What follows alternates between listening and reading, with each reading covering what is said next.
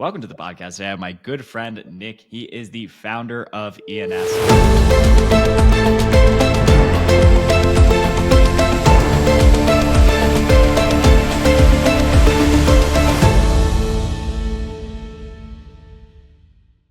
Quick disclaimer, we app only for informational purposes, and any views expressed by anyone on the show are solely our opinions and not financial advice. Jax and our guests may hold positions in the companies, funds, or projects discussed. Please do your own research. So for people that have been living under a rock, what is ENS? ENS is the Ethereum Name Service, and its job is basically to make sure that no user in crypto has to see an address. You shouldn't have to see, copy, much less, type a 40-character long, Ethereum address or a Bitcoin address or anything else. And you should be able to access your accounts, send funds, engage in dApps, load decentralized content like IPFS and all of that without ever having to deal with anything that you can't easily type in as easily as a website. I have a secret to share on the podcast is I still use a lot of the very long hashes, and they actually do freak me out because I start typing them in. I'm like, I hope I got that right. I start really looking with my eyes. So talk to us a little bit about one, what is the use case here? Is it, hey, nobody ever has to deal with these really long addresses anymore, no fat finger errors? Pretty much, yeah. It's, there's a number of reasons that working with addresses is bad. One you've already alluded to, which is that it's difficult to know if you've got the right address, if you haven't made any typos. And in the case of platforms like Ethereum, there may not even be a proper checksum to ensure that a typo gets caught. So you can end up sending funds to a completely inaccessible address that can never be recovered. Another is, security issues. We see a lot of address poisoning attacks where attackers mint accounts that are very similar to a real account, have the same start and end, but have, they control it and the middle bytes are different. And it's simply not reasonable to expect users to, scrutinize these long, unreadable strings for accuracy. They're just far too long and not designed for that. So, basically it's both a security and a usability improvement. And we don't really question why you type google.com instead of, 194.132.8.7 or, whatever the address is. And so for the same reason, the assumption should be that crypto can be equally usable. Now, for some of our maybe less technically or less technically inclined people, they might actually not know that you can get to Google just typing the IP address. Could you kind of explain? And I think it will be kind of core to understanding this concept, a little bit about DNS and then how maybe it differs from ENS itself. Certainly, yeah. So the underlying protocol that the whole internet operates on is called IP, Internet Protocol, and every computer on the internet has an IP address, which, for IPv4, the one that's most widely deployed, is 4 numbers separated by dots. And so each computer in the world, and, I'm sort of hand-waving a few things here, has a unique 4-number IP address. And any 2 computers can communicate to each other by using that address. And that is how the computers, speak internet, so to speak. But it was obvious right from the beginning that this is not a human-friendly way to have a network. And so very early computer systems, they had what was called a hosts file. It still exists today, but back in the day, people literally maintained a manual list of these are all the computers I want to speak to, and this is what I call them. And you could type in the name into your browser if you had one, or your email, or whatever system you were using, and it would look up the hosts file to translate that into what the computer understands. It very quickly became impractical for people to maintain this themselves, and the initial solution was, well, somebody will maintain the list for us and then send it to us periodically, and we update it, and then that very quickly became impractical as well.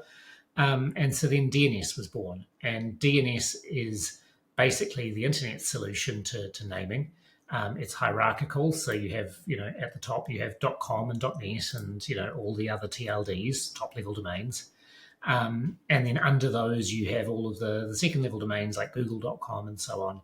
and it operates on the sort of delegation of responsibility principle, where each level delegates to the next one down. So VeriSign is in charge of .com, and Google is in charge of google.com, and they could issue you a subdomain if they chose that you would be in charge of.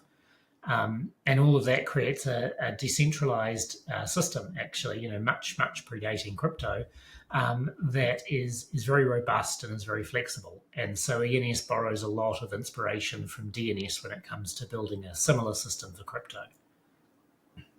Yeah, so let's get into how you guys actually built ENS. So I think now users or listeners will understand how the basics of DNS. You don't have to type in some kind of IP address. That became very cumbersome for users of the internet. So there's the delegation of responsibility, and people can now just type in their particular actually human-readable. I would call it human-readable domain name. So now, how did you guys do this on Web3? Mm-hmm. So we borrowed a lot of inspiration from DNS in terms of how names are represented, because it's familiar with people, and in terms of how the hierarchical system works, and it can delegate responsibility. But under the hood, the implementation is quite different, because the constraints of a Web3 platform of building on Ethereum instead of on 1980s PCs are quite different. So underlying all of it is a series of smart contracts, and we are committed to gradual decentralization. So the whole thing is built with the idea in mind that there should be a minimum of human control over the underlying infrastructure, and where it is necessary, we work to reduce that control over time and also to decentralize that control, which is why ENS has a DAO that is ultimately in charge of things like upgrades and so on. And it's why significant parts of the system, like the .eth registrar, the contract that's responsible for issuing and renewing names, the .eth names, is actually fully locked in now. Even the DAO can't upgrade or replace it, because we believe it's really important to build a system that people can trust in the long term without having to know that every custodian of the system is also going to be trustworthy. So built on top of that underlying infrastructure, ENS is effectively a series of smart contracts using a similar sort of delegation mechanism to DNS, built a little differently, but ultimately still allowing users control over how their name works and how it resolves. And most users use, the default stuff we've built for them, but it has the flexibility to allow people to build just about any system they want on top of it. Now, what would you say to users that are like, yeah, I mean, it's great if maybe they don't want everyone knowing their email address or their ENS, because their ENS is really linked to your wallet. And people are like, I don't know if I want everyone on the internet knowing my bank account details and knowing how much money I hold in speculative assets. Talk to them a little bit about why this makes a lot of sense for people, because it makes sense to, hey, if I want to send my friend funds, I can just type jax.eth. Yep. Makes complete sense. But do I want everyone knowing my bank account? Yeah, it's a legitimate concern, and it's a problem for all of crypto, really. And what I generally say is that this is a problem that's larger than ENS itself. ENS can solve naming, but ultimately transactional privacy and financial privacy are concerns that can't be solved purely by ENS and have to be solved by either the base layer like Ethereum, or by platforms built on top of the base layer. And whenever possible, we work with those. So ENS has support built in for platforms like Umbra Cash, which allow you to anonymously send funds to people, send funds to anonymous people, rather. And, I believe that's a crucial part of building a useful system.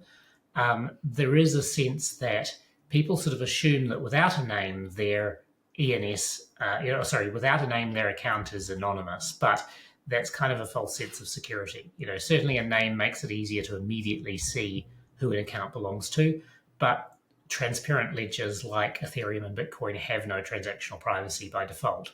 And even if you haven't named it, it is depressingly easy for a motivated individual to figure out who an account belongs to and who they're transacting with and so on. So what I say is setting up an ENS name removes the illusion that you had any privacy there, and forces you to take it more seriously if you do want that privacy. Yeah, I remember being in Denver this year, and somebody was going through how easy it was to track down people's wallet addresses, and I was like, "Oh, God, I didn't want to know that." I kind of did want to know it, but it made it a little bit sad. Yeah, so you guys have nothing to do with that particular aspect. It's sometimes depressingly easy to find people's wallet addresses. So let's talk a little bit about like people probably understand the use case of like, okay, I can name my address, my friends can send me funds. What else does ENS enable that maybe people aren't thinking that much about? The sort of two main things that we focus on, other than just base naming, and probably the most prominent and obvious, is that ENS serves as your decentralized profile for the internet. It's a way for you to carry along your avatar, your links, your all the information about yourself that is relevant to different apps. So that as soon as you sign into a new D app, you automatically carry all of that stuff across with you. And we see that used in a variety of applications, including some on the sort of Web3 social end of things. And it's something we're focused on, getting more widespread adoption for. Certainly, things like the profile and the avatar field and so on are very widely used, but we'd love to see even more full-fledged support for that everywhere. And it sort of is in stark contrast to legacy social networks where you have to create your profile separately on every single platform, and then they effectively own it and try and prevent you from porting it anywhere else. Another area where ENS excels is for decentralized content. So you can use ENS to access IPFS websites. Support for that is actually built into IPFS. So even if you run your own IPFS gateway, it will automatically accept ENS names. And if you don't have an IPFS gateway, then you can use ours, because we, with our partnership with eth.limo, operate a couple of public access gateways. So you can add .limo or .link to the end of any ENS name that hosts content, and it will resolve in any browser in the world. Yeah, that makes complete sense. And then how long have you been building ENS for? So I started working on ENS as a side project while I was at the Ethereum Foundation in 2017. It gradually expanded and became its own independent project with the help of a generous grant from the EF. I want to say in 2019. And then subsequently, we've launched the ENS DAO, and it's become its own sort of decentralized governance structure since then. Yeah, talk to me a little bit about decentralized governance, because I think for running a Web3 podcast, I'm surprisingly bearish on like decentralized governance, because I often find like when you essentially need like a council of people, then there's the vote, and very few people actually end up voting, and then you have like decentralized, and it usually takes just somebody like really strong-willed to come in there and be like, this is the direction we're going in. But Yes. maybe that's my own biases sneaking in. Talk to people a little bit about like why create the DAO, why create the decentralized governance. Yeah, it's a what you raise are all real struggles with decentralized governance. Effectively governing by committee can in the worst case become completely intractable. And there was a lot of pressure on ENS right from sort of launch to launch straight into decentralized governance. But at the time, the platforms were extremely immature. We would have been like the first big protocol to do it if we'd done it on day one. And I kind of view what we're building as too valuable to take risks with, like that. So we waited what felt at the time like a long time to build out a decentralized system of governance. And in the meantime, limited privileges and limited updates to what was, necessary. We had basically what's now commonly called a Security Council. The thing that changed my mind was seeing other governance projects succeed. And seeing development of more robust governance platforms like Open Zeppelin's smart contract suite. And what's worked for us has been a couple of things. First of all, we wrote a constitution which basically embodied what we believe to be the core principles of ENS's governance. Sort of the things we stand by, the things we're attempting to build in mind. And then we did an airdrop to, as wide a community of users as possible. We tried to identify existing ENS users and, make sure that they got governance tokens in proportion to sort of their commitment to the platform, and did what at the time was a reasonably novel distribution there. We were quite fortunate because at the time when we did it, airdrop farming was really only just getting started. So we had a couple of airdrop farmers that we sort of attempted to eliminate, but for the most part, it was very easy to extract the signal from the noise. I very much don't envy anyone trying to do the same today, because airdrops are an expectation at this point, and everything is gained to within an inch of its life. So we were very fortunate there. And then subsequently, we've really tried to embrace delegation in ENS DAO governance. You cannot run an organization purely by everybody voting on everything and by committee. So, we elect stewards who run working groups. They serve on 1-year terms. They have clear mandates on the areas they cover, and they have a fair degree of freedom to requisition funds from the DAO, with its approval, and to then use those funds, and then they're held accountable for re-election effectively. And this process seems to work pretty well. That no process is perfect, but part of the success of the DAO is embracing that the DAO is mostly a funds allocation mechanism for getting stuff done. It is not itself an organization that should try and build all of these things in-house, so to speak, because that's where the real sort of committee nightmares start. It's better for it to get really good at identifying service providers and delegating to them. Yeah, that makes complete sense. And now, one thing I think many listeners will notice is there's a .sol, there's a .eth, there's like many different name servers. So was there ever a point at which you guys considered being like, you know what, we'll expand to Solana or Algorand, or it was always meant to just stay on one particular chain? So, in terms of what you can do with ENS, we already support resolving addresses for just about every chain out there. ENS is called the Ethereum Name Service because it's built on Ethereum, not because it's exclusively for Ethereum. Got it.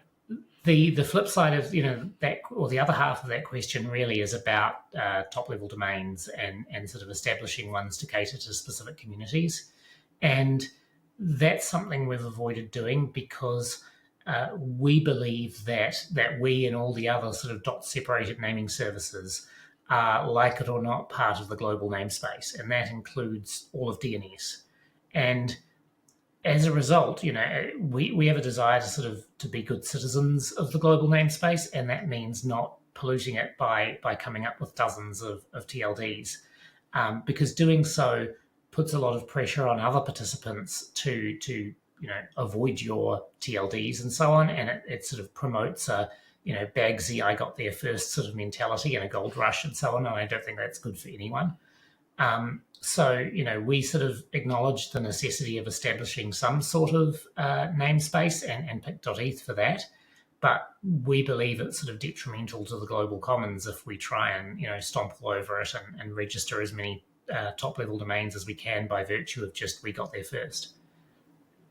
Is it just me, or does it seem like there are more top-level domains these days? Like I'm seeing .pe, I'm seeing .dev, I'm seeing so many new TLDs. When I was a young lad, it was just like .com, .co. AI came into vogue. IO was before that, but like those to me seem like the tier 1 ones. But now there seem like there are a lot more, unless I just start becoming more perceptive to it. Yeah, so I could spend an entire hour talking to you about the fascinating intricacies of the DNS, TLD allocations. But the short version is, back in the day there was .com, .net, .org. There were all the special purpose ones that nobody could use, like .gov and so on. And then there were all the country code ones, which are 2 letters and correspond to the country codes we all know. And so actually like .ai and .tv are actually country code ones that have been repurposed as general ones because they're such catchy, short names. Back in 2012, ICANN, the organization that administers most of the DNS namespace, launched an effort to allow new top-level domains. And that is where most of the ones you see now came from ultimately. But although they only auctioned them all off in 2012, they didn't all start operating at the same time. So in some cases, it's taken years between them being auctioned off and them actually being launched. So you still, to this day, see TLDs from more than 10 years ago, that were auctioned then, actually being launched and operated for the first time. And right now, the big news is that ICANN is gearing up probably for next year to run its first new top-level domain auction since 2012. And so that, of course, is of intense interest to us and everyone else in the naming space, especially when it comes to how ENS and other naming services will interact with it. And in fact, ENS today already integrates with the DNS. You can turn your .com or your .ai or your .box domain into an ENS name trivially. And so we want to work with all of these new TLDs to integrate, in the same fashion or even more closely. Got it. That makes complete sense. And yeah, it's been so interesting to see that evolution. Now, one thing we always like to ask all of our podcast guests is, because we have a lot of builders, we have a lot of, hopefully founders, second-time founders that are looking for startup ideas. You've been in crypto for quite a bit of time. Is there a particular idea that you feel like one is under addressed in crypto, or are you just like, hey, this is a very interesting idea? It doesn't have to be in crypto, but we always like startup ideas. So, I'm clearly biased by what I work on, but I should disclaim that I don't even know if you can make a profitable business out of this. But despite ENS's efforts, which address one small part of the equation, usability is still kind of nightmarish in a lot of areas, and particularly when it comes to things like transactional transparency. All of these wallets and hardware wallets and applications are trying to make it obvious to you what the transaction you're submitting signs and so on, but we see attacks ranging from like the supply chain attack that hit Bybit and resulted in draining their Gnosis Safe wallet, to much more sort of straightforward ones that just rely on people not really paying attention to what they're signing, that show us that none of this is as simple or as straightforward as it should be. And if we want this to scale, if we want this to be really usable, it needs to be much more obvious. And I don't know if you can make a profitable startup out of this. It is fundamentally a difficult problem, and it might be a commons issue rather than something that you can sort of, grab for your own. But I can certainly say that if there was a wallet out there that was 10 times better at telling me what I'm doing than all the others, I'd probably switch to it. Yeah, 100%. I even just noticed that, and I started to switch over to Phantom. Not because like I'm just a Solana maxi, it's because it's just simple things. It's like, hey, you've never interacted with this address before. Do you sure you want to send them funds? Or like, hey, that's not a Solana address. And I'm like, go figure. MetaMask could probably add that in tomorrow. You would think, I would hope. But okay, that makes complete sense to me. And because I think we haven't covered this too much. I'm trying to think. Maybe Revoke Cash. You all got a grant. Could you talk a little bit about like? You talked about there being a commons issue. If somebody is trying to address one of these commons issues, what are like, some places they can look for funding if they're like, I don't think this is a VC company. I don't think this is something I can bootstrap.